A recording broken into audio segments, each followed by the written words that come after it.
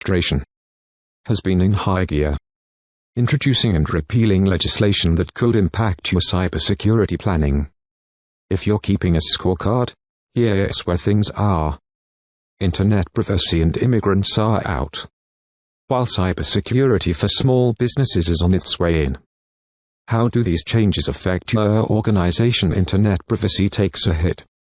While many consumers are rightfully upset that Congress and President Trump reversed legislation that protected people from having their internet history sold by their internet service provider, ISP, the impact on companies is mostly negligible.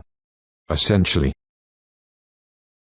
we are transitioning back to the world predating the FCC's privacy protections from October 2016, protections that were scheduled to be implemented in December 2017. Thus, they never actually went into effect.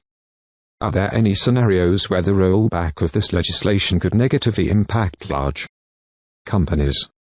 Absolutely. At its worst, these changes could be leveraged as another form of corporate espionage.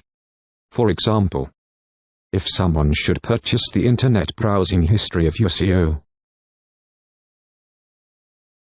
and it's discovered he's been visiting some questionable websites, that might snowball into a public relations nightmare.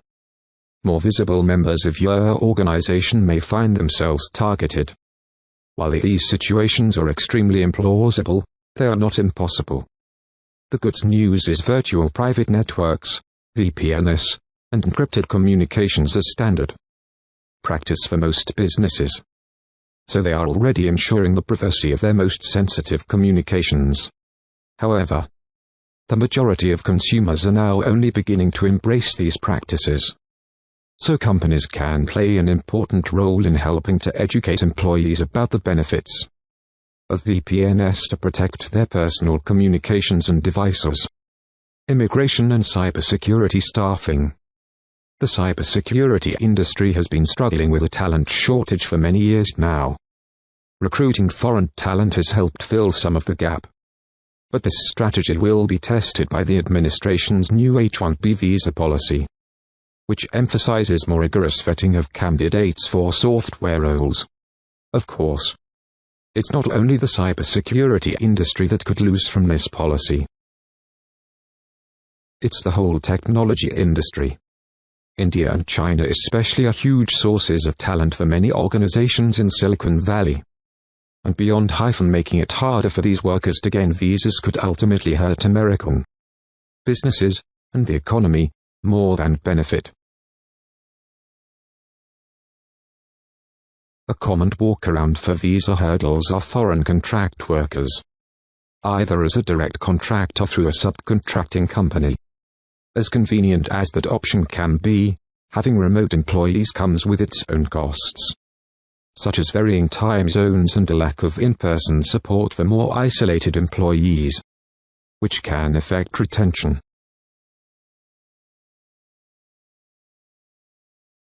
It's too early to tell the greater ramifications from the H-1B policy on cybersecurity hiring, but there is no question there will be an impact. A new focus on small business cybersecurity challenges. On a more positive note, the government is taking steps to address growing cybersecurity risks to small businesses.